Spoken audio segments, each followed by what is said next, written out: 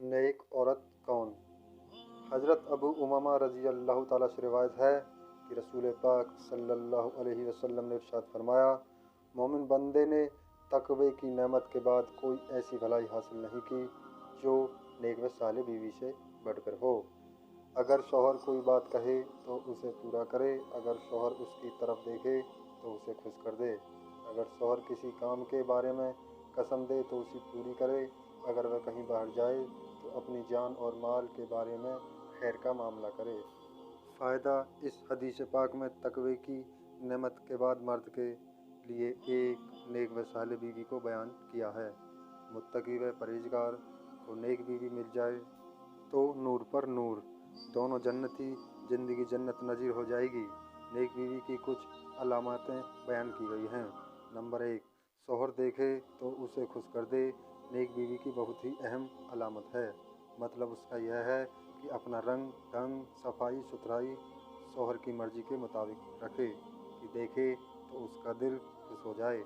चेहरे की मुस्कुराहट से उसके साथ पेश आए, ऐसा नहीं कि घर में मर्द आया कि बस मुंह फुलाना शुरू कर दिया, तकलीफ़ का इजहार करके उसको परेशान कर दिया, न ऐसा कि मैली कुचली गंदी फिर रही है।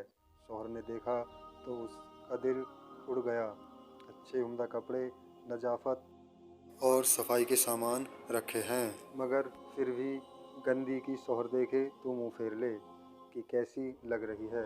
बाहर दूसरी औरतों पर जब उसकी नज़र पड़ती है तो यह भी सोचता है कि हमारे घर में भी सफाई और जीनत का ख्याल रहे।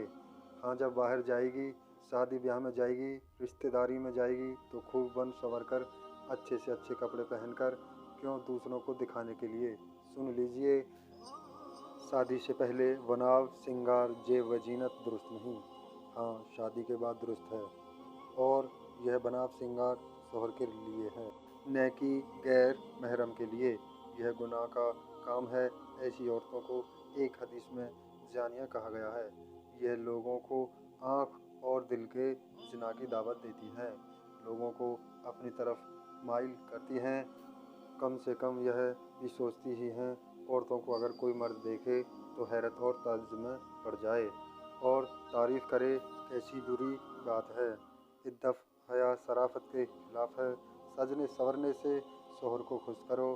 कसम पूरी करने का मतलब यह है कि शौहर बीवी पर एतबार करते हुए कसम खाए, जैसे यह कहे, कसम से तुम ऐसा ज़रूर करो, तो शौहर की खुशी की वजह से ज़रूर पूरा कर देती है, चाहे परेशानी हो और मिजाज के खिलाफ ही क्यों न हो।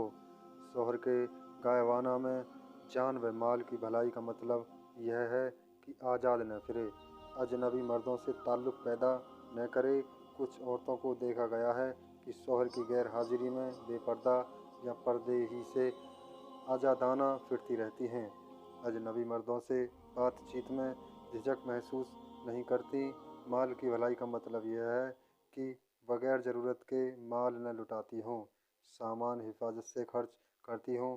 इसी तरह जिन लोगों को मौजूदगी में माल और कोई सामान नहीं देती थी, उनको शौहर की गैर हाजिरी में भी न देती हों, न अपने रिश्तेदारों को और न दूसरों को।